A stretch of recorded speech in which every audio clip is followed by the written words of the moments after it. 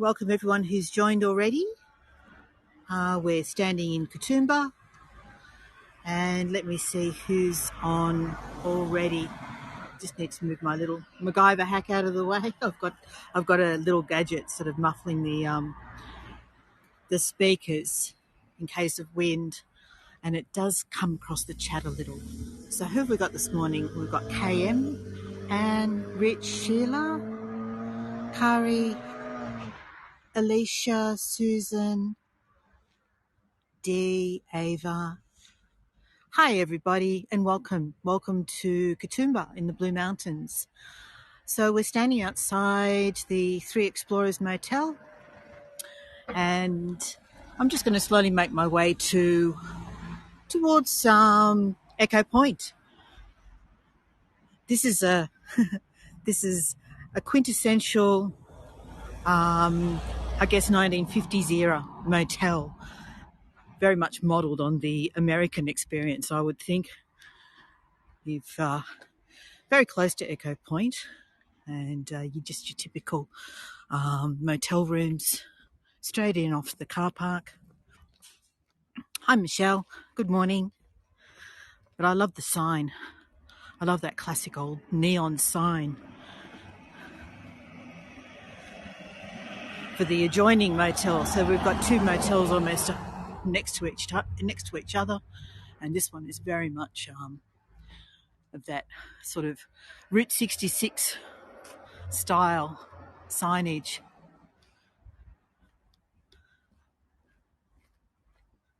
Hi Rose. And you can see this poor thing could probably do with a little bit of a reno, I reckon. But it's close to Echo Point.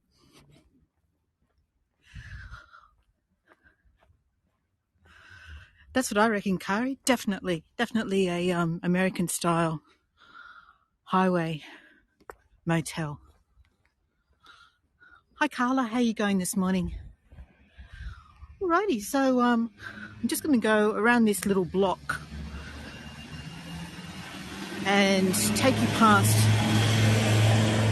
one of the prestige holiday accommodations, tourist accommodations up here, which is took over an old home. Got a little bit of a puppy dog nose again this morning. So here we can see that there's the sign if you're driving to get to Echo Point and the Three Sisters. Scenic World is in the opposite direction, down that road down there.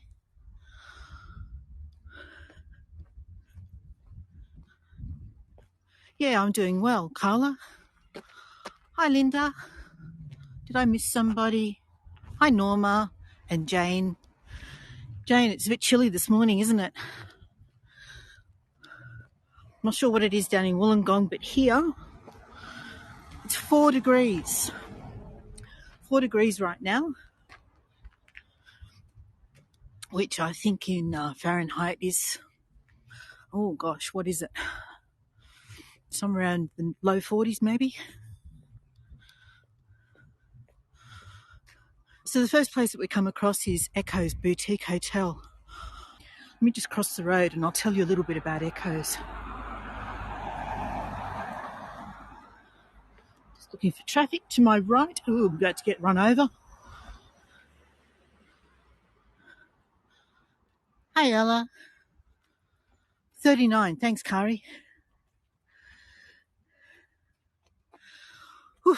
Yes, a little bit different to the Northern Hemisphere right now.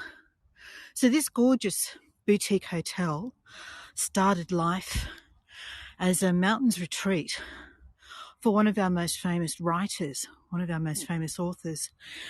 It was built in 1990 for Thomas Keneally. Is there anyone who doesn't know who Thomas Keneally is?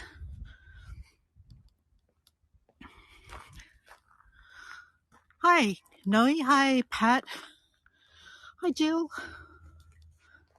Well, Thomas Keneally wrote a very famous book that was turned into a movie called Schindler's Ark.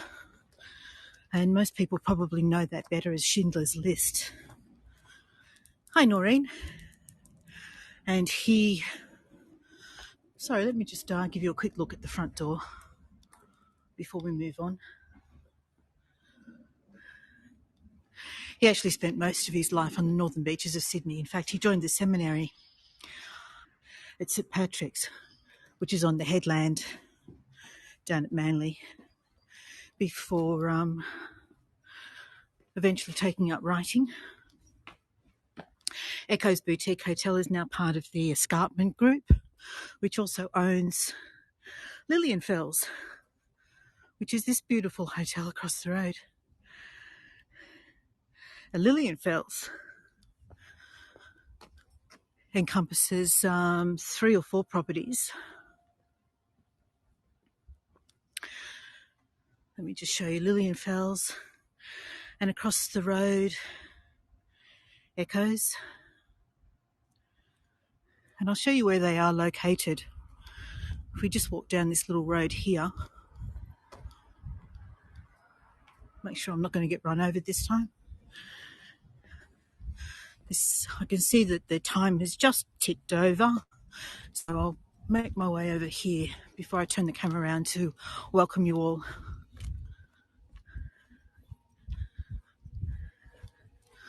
Hi Debbie, hi Deborah, hi Joy. Welcome aboard everybody. So look at the stunning view that these 2 hotels have. They literally fall out of their property, and across the road, this is what they get to look at.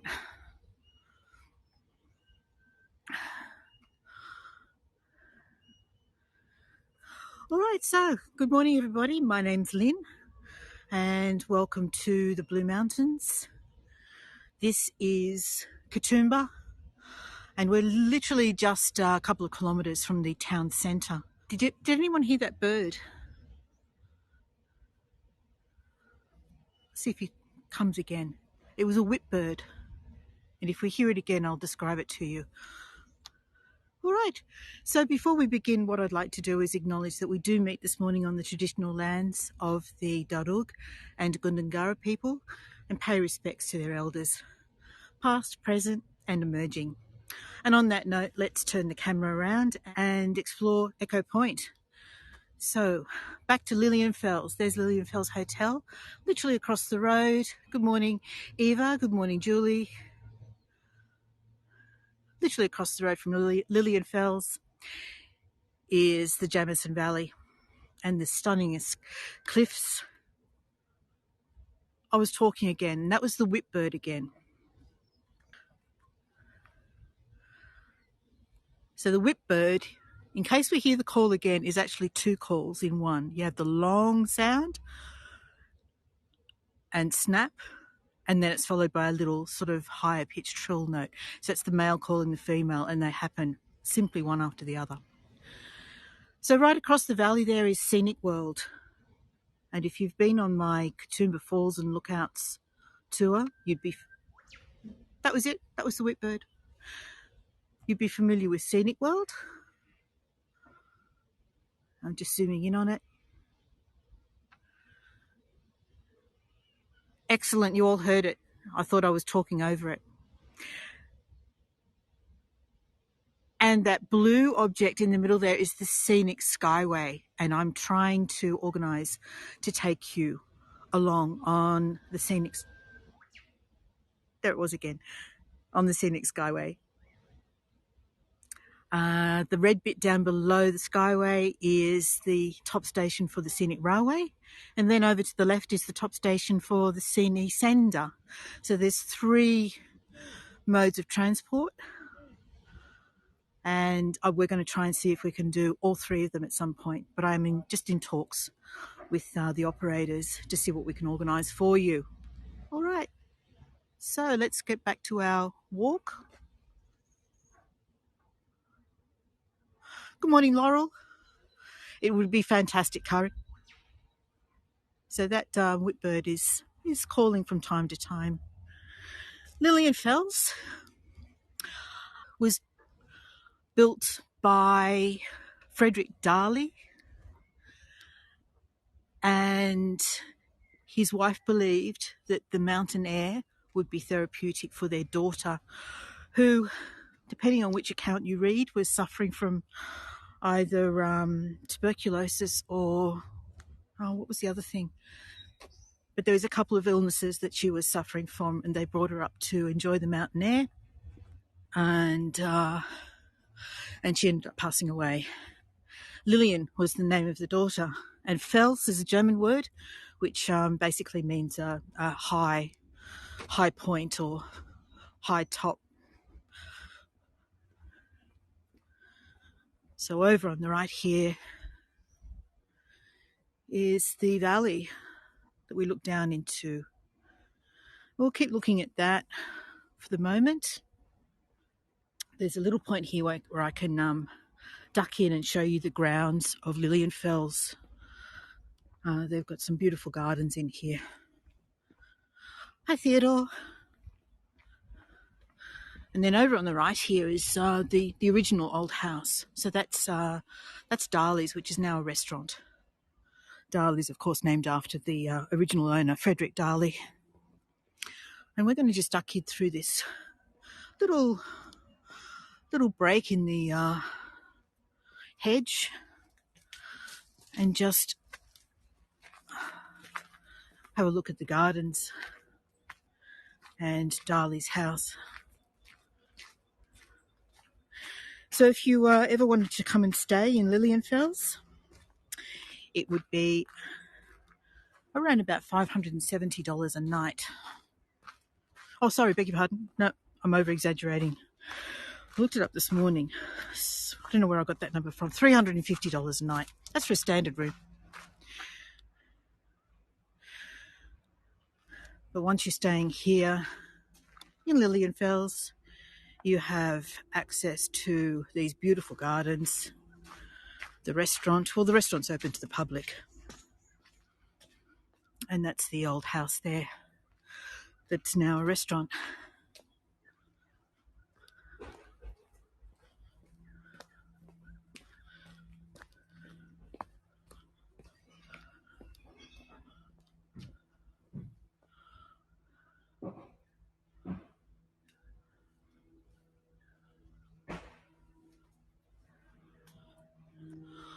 Look at this gorgeous building. Isn't it lovely? Moss-covered driveway.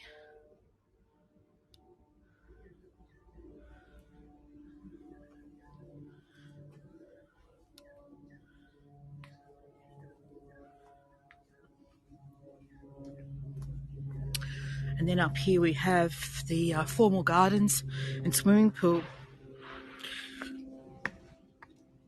So if ever you do get to come here and stay, be sure to invite me over for afternoon tea. I'd love to join you.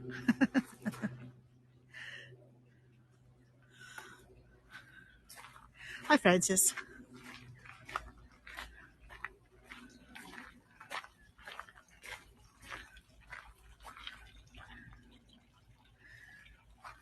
Okay.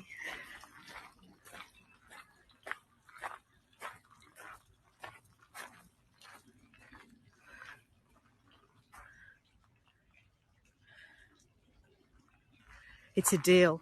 Thanks, Kari. I look forward to it. I'll buy the scones. And there's the pool.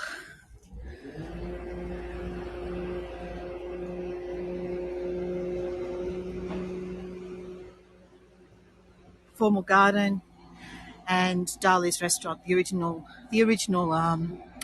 house of the Lilienfels property. Oh, thank you, Noreen. It's very kind. All right, so let's get down to Echo Point and check out those beautiful ladies this morning. The sun, it's supposed to be sunny today. Look at this nice spot. We can have our curry, we can have our morning tea up here. That's a pretty spot to sit with a pot of tea. Hi, Cindy. Hi, Joy. And I think this might be the manager's house. So if you the hotel manager. You live on site. And then just out here we have Miss Lillian Tea House. So if it's a bit chilly, if it's a bit breezy, or if it's raining, we don't have to sit out in the garden. We can come and sit in the tea house and have our tea. Just around here again with beautiful views, gorgeous views of Jamison Valley. So this is the tea house here. So if you can imagine just sitting in this lovely room here, overlooking the views of the valley. It's quite lovely. All right, down some steps. And they have these funny little rickshaw type bike things. I've never actually seen them used, so I'm not sure how or where they're going with these.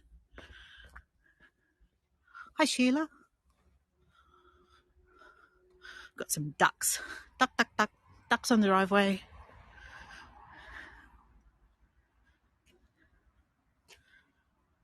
Cute little ducks.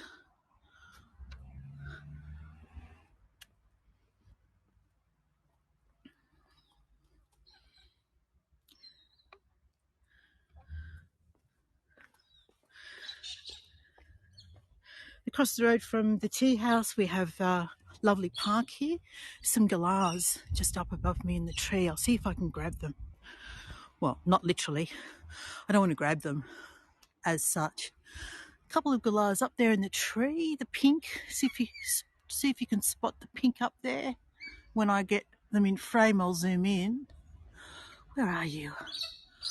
Oh, they wouldn't sit still for me. They flew off. Now these are a curiosity. Is this the best way for me to get down here? I'm not sure.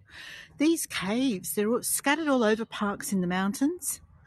They're fake, of course. They're made out of concrete over top of a wire frame. And there's a couple in this park. I'm just looking for the safest way to get down. No, that's through a garden bed. We won't go that way. We'll go this way.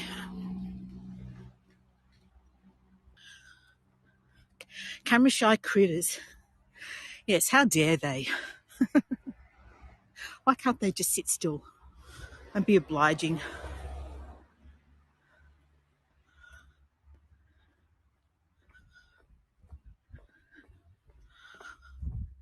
These very strange caves. Fake. And with seating area. Of course, I guess it's a bit of a refuge if it's raining or windy. Thanks, Ella.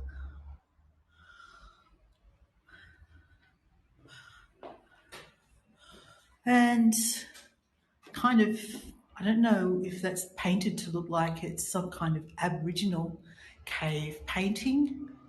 Kind of interesting.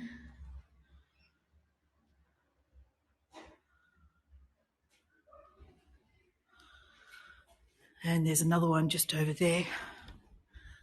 And while we're just in this park, I'll take a moment to show you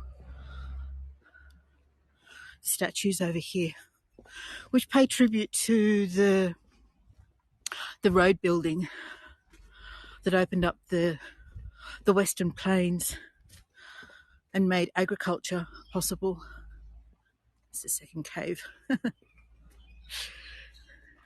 Of course, who knows what sorts of nefarious acts get carried out in these caves nowadays at night. Goodness only knows. Kind of a funny little garden that doesn't have anything planted in it just there. But look at the weird table in this one. If I can get the exposure right. There we go, that's better. So they not only made a cave, they made a table to go with it. Very strange, very odd. For rituals? Who knows? Goodness. Imagine the stories I could create to go along with that. So this is a tribute to the road building. And we have the convicts, the soldiers, and a couple of Aboriginal people here. This was placed here in 2005 by the Rotary Club, helped to fund it, and the artist who created this is a Blue Mountains local who lives in Lawson, which is the town that I live in as well. So convicts, soldiers, and then this board actually lists names of the descendants of some of the people, some of the characters depicted here.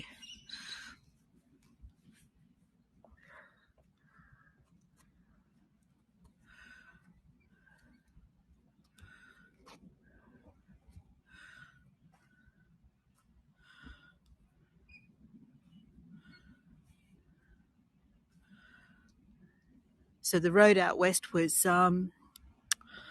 discovered by the three explorers, Blaxland, Wentworth and Lawson. Three of the towns in the Blue Mountains are named after them. We have Blaxland, which is a town in the lower Blue Mountains. Lawson is the town that I live in the mid mountains. And Wentworth Falls is a town in the upper Blue Mountains named after William Wentworth. And the road was commenced in 1815. I think it took years, of course, to actually build a road over the mountains. In fact, they're still not finished. They're about to do more road widening. It's a constant struggle. Look at the magnificent tree ferns down here.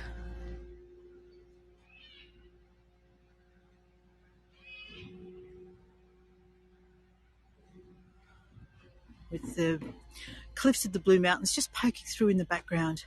Hi Anna, hi Mo.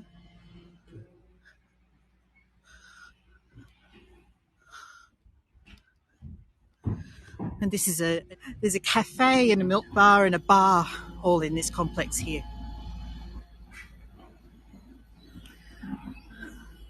I keep getting the garbage collectors. Note to self, 9 o'clock on a Monday morning is when the garbos are out.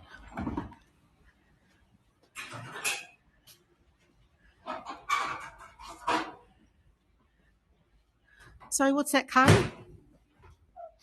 Look at these poles here. They've been painted to look like milkshake straws. That was a cockatoo making that loud squawky noise. So when you come here, grab your takeaway food. This is a lovely spot to sit to enjoy a refreshment overlooking the valley and the cliffs opposite. And of course, there's Scenic World again in the background.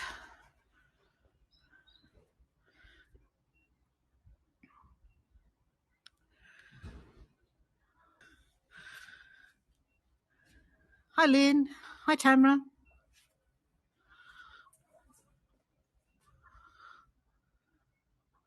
I was looking up some information about Scenic World on their website this morning, and they have a new experience. So the three experiences we're familiar with are the Scenic Skyway, which is the cable car that crosses the valley on a cable, the Scenic Railway, the world's steepest railway that descends into the valley, and the Scenic Sender, which is a gondola, which is the way most people come back up out of the valley.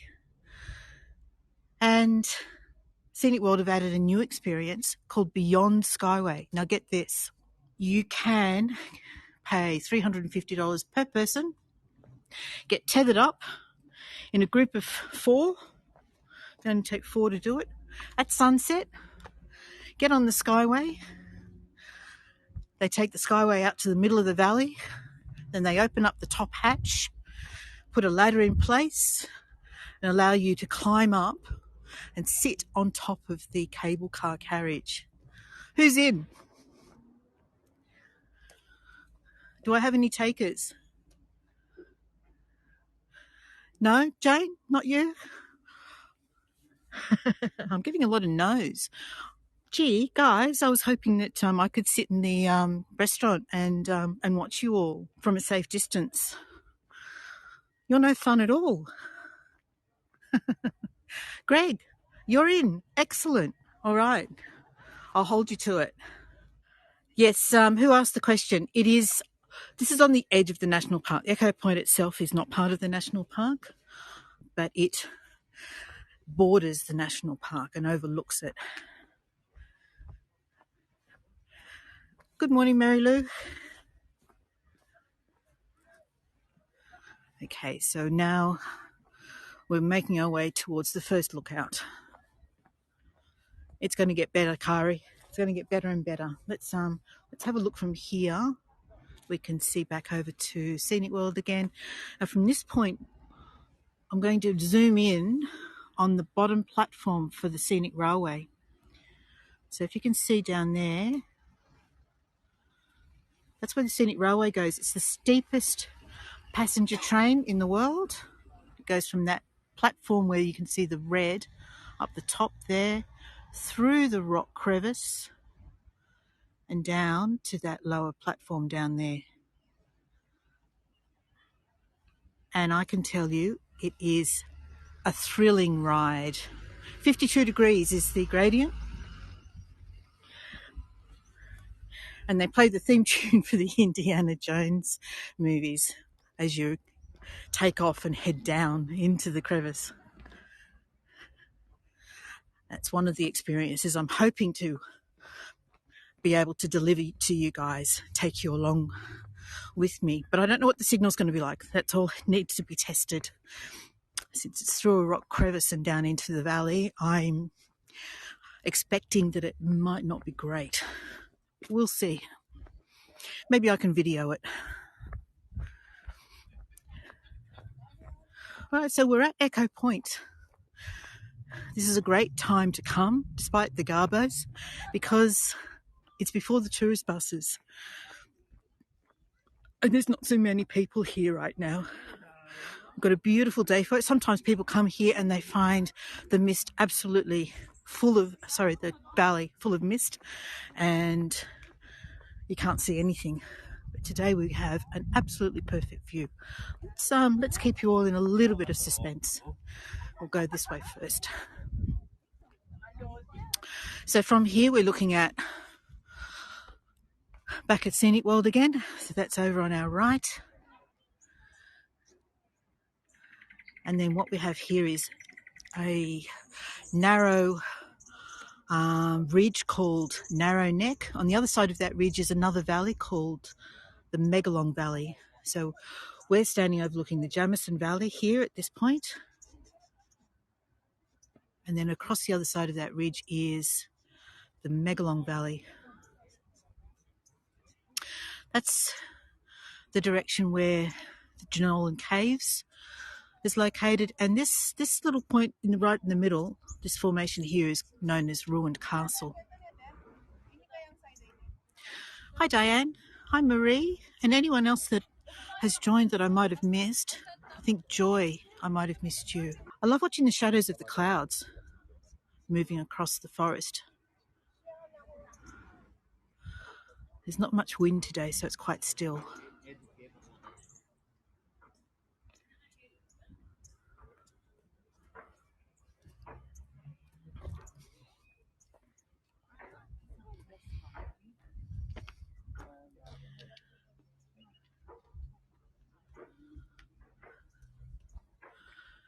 And I'll just move over here. Sorry. Since there is plenty of room, I like to give people space. Diane, we're in Australia, and that is Mount Solitary. We don't really have dramatic mountain ranges in Australia. This is more of a vast plateau that has been scored over millennia through erosion. And it would have been once connected to these three ladies, the beautiful three sisters. Absolutely beautiful. Kari, in a totally different way. All right, we are going to get closer to the three sisters. So let's head off in that direction.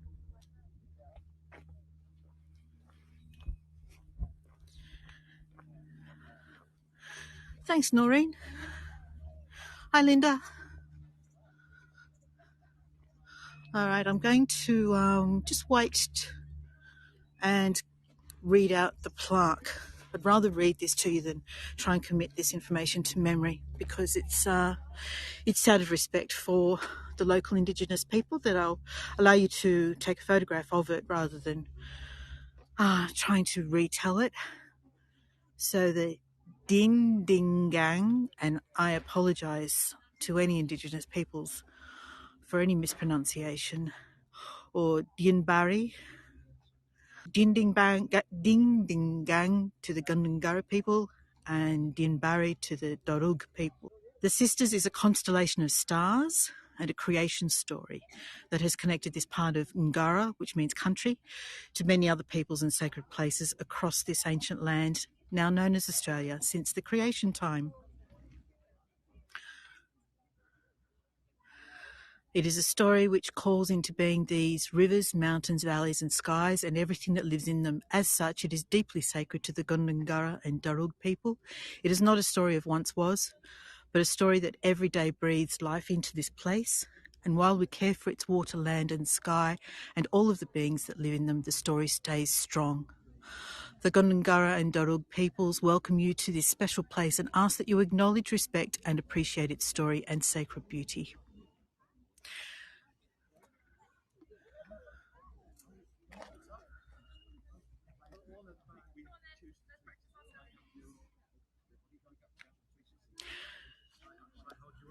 All right. I'll take you down to this lookout over here first, and then we'll go along the path.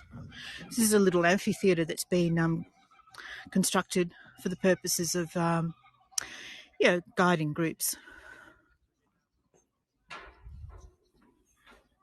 Starting to warm up, and I'm wearing a hat, and I know I'm going to have hat hair when I need to turn around and talk to you at the end of the tour. Oh well, we can't worry about those things, can we? So this is the information centre up here, and then we're going to walk around the other side of the information centre and along the path right over to the first sister. Well, thanks, Gabrielle. I appreciate that. And I'm just noticed I haven't left myself a lot of time. It's a recreation, Diane. It's not an ancient object. It's an actual recreation.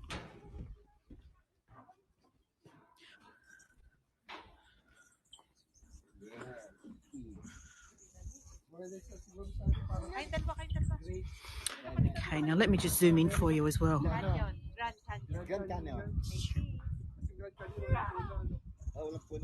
Two sisters, I am option 2 sisters and 3 sisters.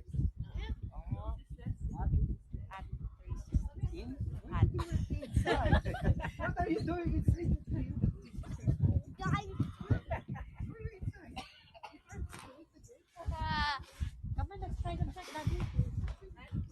Carrie, there's two stories, two main stories, and both of them have inaccuracies associated with them, apparently. The more I read, the more I find out that the stories themselves may not be entirely accurate. But one story goes that the three sisters named, I'll walk as I talk, talk as I walk as I talk. Three sisters are named Meeni, Wimla, and Ganidu.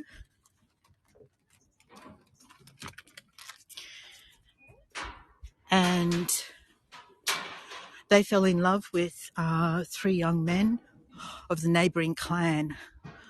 Of course, relationships were forbidden between the 2 clans, and the clans went to war over the situation. The medicine man for the tribe or clan that the young women belonged to turned them to stone to keep them safe, with the intention of returning them to their proper state once the war was over. but he was killed in battle. So they remain standing in their stone form. So that's one story. The second story goes that the father of the three young girls was trying to keep them safe from the bunyip, or the creature that lived in the valley. While he went out to hunt for food, he would instruct them to stay in a safe place. But one of the girls was startled by a centipede, I believe is the story.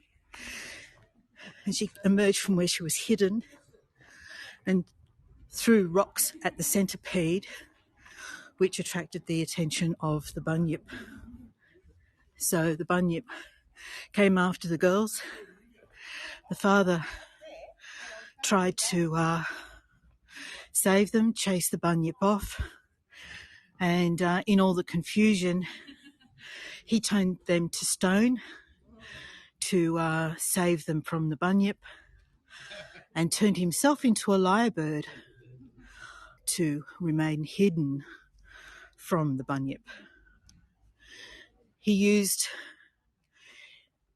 his magic stick to do so, and in the process of running away from the bunyip, lost his magic stick. So when you see a lyrebird scratching around in the undergrowth, and this is a lyrebird, when you hear a lyrebird or see a lyrebird scratching around in the undergrowth, he's looking for his magic stick to turn himself back into human form and restore his daughters as well. They are interesting stories, aren't they? But apparently those names were made up by a young schoolgirl, a white schoolgirl.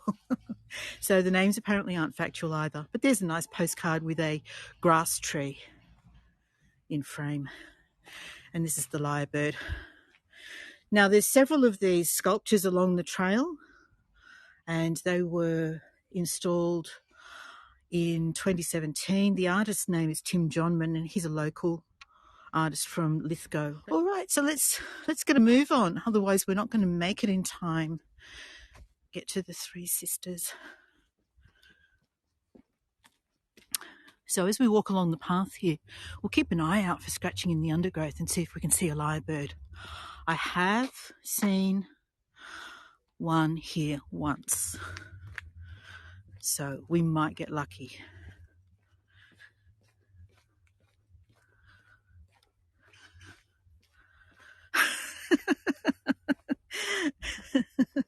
But would you be able to turn them back again, Kari? Hello, Robin Ann. And look at these beautiful gum trees. I just love the colour of them and the texture when the bark's peeled away. It's so quiet out here this morning. I love coming before the, apart from the cockatoos, of course. I love coming before the tourist buses.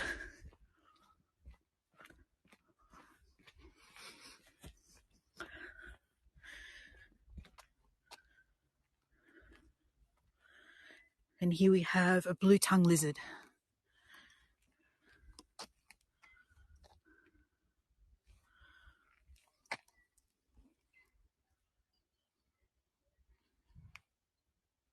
Made out of stainless steel. They're pretty cute, aren't they? And that's the actual size of a blue-tongued lizard. I haven't seen any since I've returned to our house, but we used to have a couple of them living in our yard. One lived in the undergrowth beside our pool.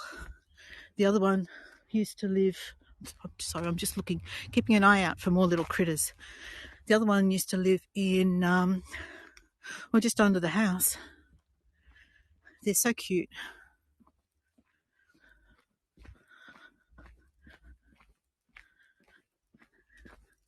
I think there might be one just next to this seat here. They eat beetles and snails, and that's one reason why people in the mountains are encouraged not to use snail baits in their gardens. So this one is a marsupial mouse, It's called an antechinus. So it looks very similar to a regular mouse, and it's about the same size, but it's a marsupial, and it doesn't breed quite as plague-like as mice do. Look at the way this tree seems to be hanging on for dear life.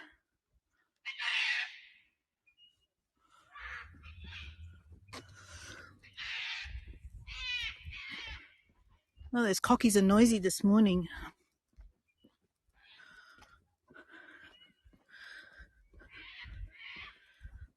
I'm glad I can bring it to you, Gabrielle.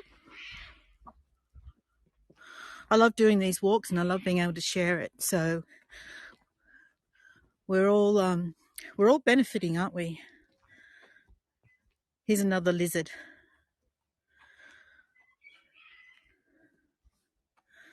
Yeah, it looks like another blue tongue to me. It was a good angle to get you from, maybe down here.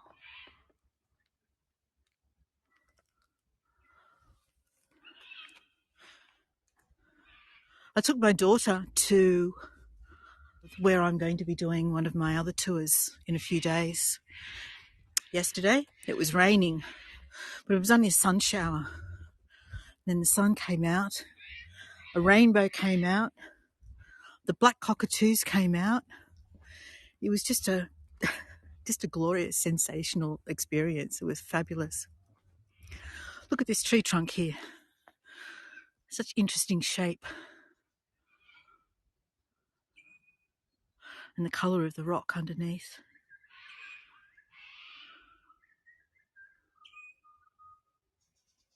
Now, I don't know what that bird was that we just heard, but I love the call. Might have been a currawong, maybe.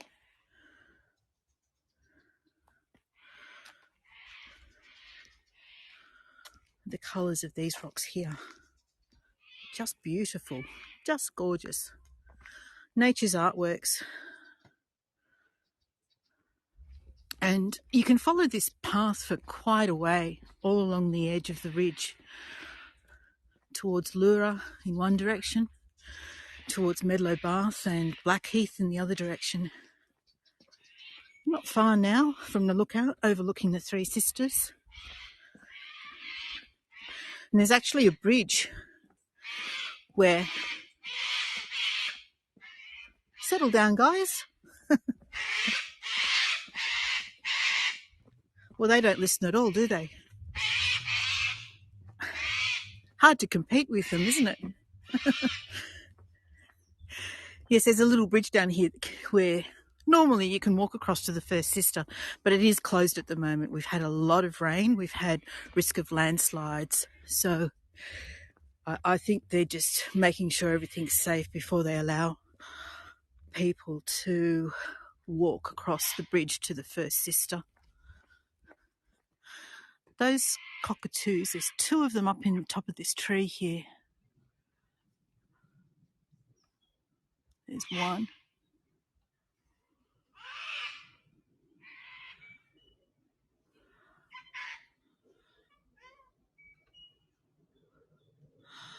And this rock face here has cicadas. So we have, what do we got? 1, 2, 3, 4, 5 cicadas, starting from the pupal form, when they emerge from the ground, through to when they shed their shell, and then the two top ones, there's one there, is the adult form of the cicada up there. There's another one over there. I can see that my signal is dipped, so I'm hoping you're all still with me. All right, I'm going to keep moving. Still here, excellent. Thank you.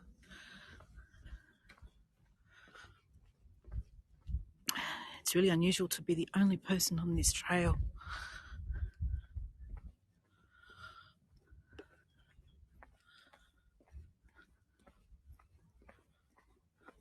It's another lizard.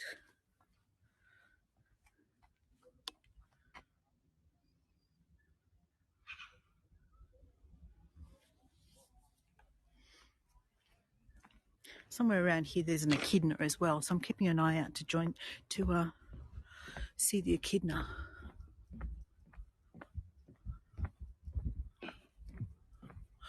Alright, so at this point here we can see that the third sister is almost hidden from view behind the second sister.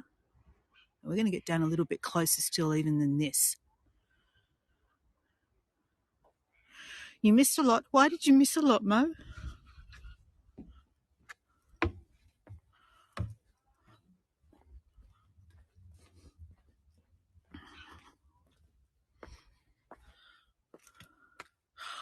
Oh, okay. We'll do this tour again. So make sure you subscribe to it so that you get a notification when I'm running it again.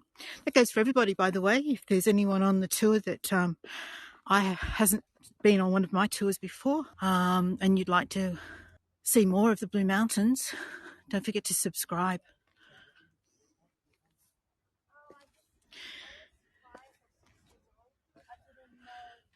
Okay, so here we are right at the end. That's where you would normally go down to the Honeymoon Bridge. And I'll just show you the plaque here. So the track was opened in 1932. It doesn't actually say who the premier was on the 1st of October 1932. That's a little unusual.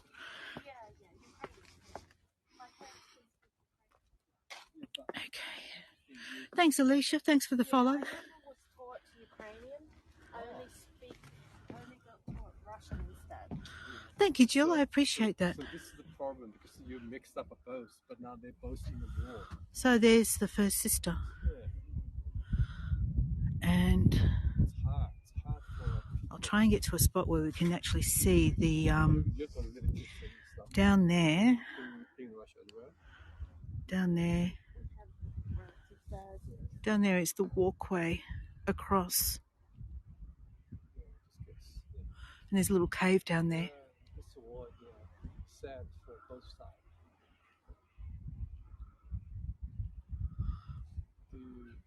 So that's Meanie.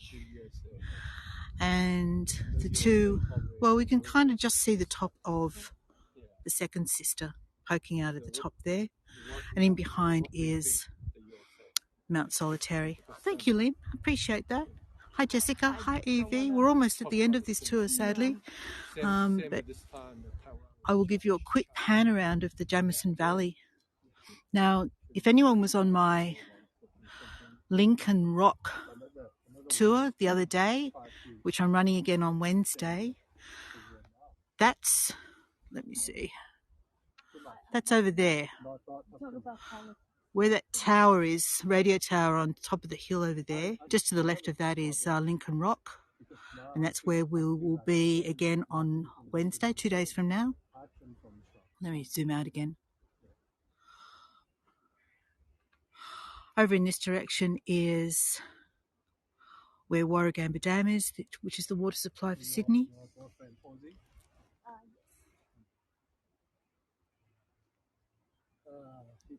Well, there's Aboriginal legends behind it, so that would be the reason, Mo.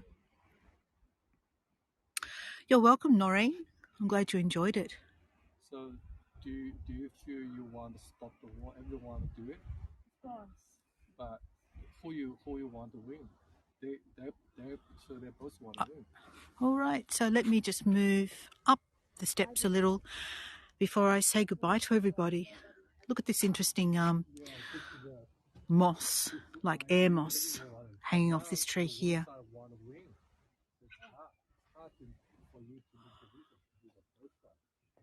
So you can see some of the trails that start from this point as well.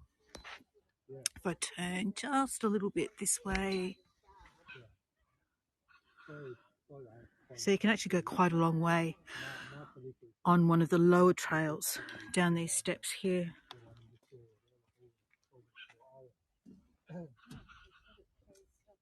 Yeah. Life's always tough. Okay, I was just letting some people pass. I do like to let people have their privacy rather than being in their face. And from this point here, what I'll do is turn the camera around. You too, thank you. So there's the entranceway for that lookout that we were just standing on. All right, everybody, thank you so much for joining my tour. Thanks, Giovanna. And thank you all for joining me. Hope to catch you on another tour. As most of you know, these tours are offered free of charge to you. So if you do feel like you're able, and there's certainly no obligation or expectation, we do appreciate and are grateful for any tips that you can afford to give. Otherwise, thank you all again, and enjoy the rest of your day or evening wherever you happen to be. Thank you, Alicia. I do appreciate it. All right. Bye for now, everybody. Bye.